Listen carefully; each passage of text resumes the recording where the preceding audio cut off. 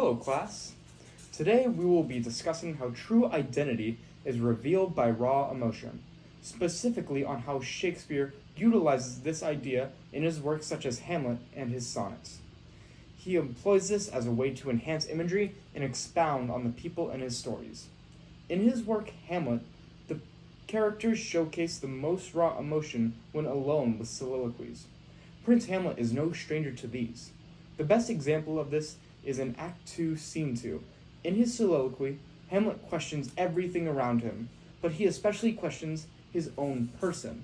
Using emotive language, he calls himself a rogue and peasant slave, and curses his mind, screaming, "Fie upon my brains."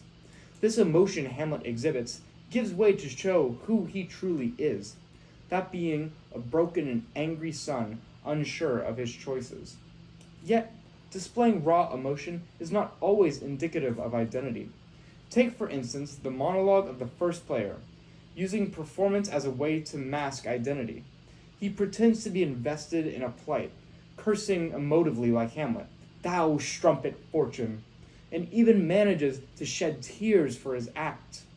Despite this raw presentation, he bears none of his real self. The idea that raw emotion is a method to reveal identity still holds true, but performance can cloud whether that emotion is genuine or not. Here you go, Ollie. Thanks, Pierce. Shakespeare explores a different route between identity and performance within his lyrical works such as his sonnets. His Dark Lady sonnets in particular contain lots of substance to address about true versus fake display. Let's start with Sonnet 129. Shakespeare creates a current of strong and raw emotions within his work. Shakespeare highlights how lust is a powerful force that is savage, extreme, rude, and cruel. He then utilizes these true emotions to point towards his larger metaphor of perpetual cycles between passionate lust followed by despair and woe. He realizes that his true zeal towards his lover within this verse, similar to when Hamlet exclaims that 40,000 brothers could not sum up to his love he has for Ophelia. Clearly, this is an overlay between Shakespeare's works among themes of true self revealed when emotions are high and unfiltered. Moving to Shakespeare's Sonnet 141, he addresses feelings of love and adoration that go beyond sense and reason.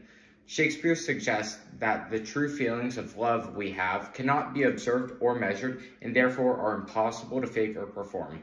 Shakespeare provides insight into taking pride and identity within the loss of true reason. He provides this within the volta of the third quatrain, where Shakespeare exclaims that a proud heart's slave is the likeness of how he is unable to choose love freely, and rather that he is encapsulated by emotional desire and his identity for love. Finally, Shakespeare envelops ideas of self, performance, and identity within Sonnet 138. The first quatrain refers to truth that his love gives him as lies. This deception of character is extremely important in capturing the true essence of Shakespeare's connection with his lady. Shakespeare notices how his lady believes him to be youthful and young as an appearance, even though their true connection is within the passage of time and raw emotion. Shakespeare does not resist a masquerade of his true self, unlike how John Cooley criticizes Hamlet for fearing that any human act is a masquerade. This makes a distinct difference between the verse of sonnets with the raw emotions as true power and Hamlet's false identity as means of ultimate authority and performance. Thanks for listening. Now on to Drew. Thanks, Oliver. One important source that has been talked about within our presentation is Drama, Fortune, and Providence in Hamlet by John Scott Colley. The first claim that Colley makes is the importance of acting, which according to him is to be several persons at once, and that actors are shapers of the elusive truth. To Colley, acting isn't just something that Hamlet does, but it is something that is foundational to his identity. Hamlet's acting has caused him to become multiple individuals, showing how identity can fragment and lead to madness. At this point, Hamlet is no longer simply playing a role. His anger blurs the lines between acting and self, connecting directly to Pierce's earlier observations on the impact of raw emotion on Hamlet. This claim also connects to our sonnets, as all three explore fragmentation and identity. In Sonnet 129, the idea that emotion can confuse oneself is a defining theme of the sonnet. In 138, the importance of truth in the sonnet is something Colley believes is central to identity. Lastly, in 141, the individual is overcome with emotion, reinforcing the value of emotion within one's identity. As John Scott Colley stated earlier, actors are a way of shaping the elusive truth.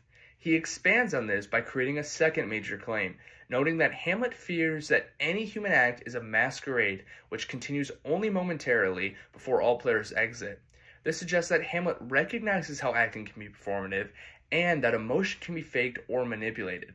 This idea aligns with what Pierce observed about the first player's performance. Whether in acting or in life, performance can obscure genuine emotion. Part of this claim was also used by Oliver for Sonnet 138, in where he stated that a masquerade is central to both the sonnet and to Hamlet. In Sonnet 129, Shakespeare views human acts, such as lust, as momentary performance. Lastly, in 141, desire is portrayed as a performance throughout the poem, directly aligning with Colley's ideas of human behavior as a masquerade. Both of Shakespeare's works explore how human feelings can act as a fleeting performance that reveals and conceals true identity. As a result, Shakespeare emphasizes the tension between authenticity and performance, showing that even raw emotion can be both genuine and performative. Thank you for listening.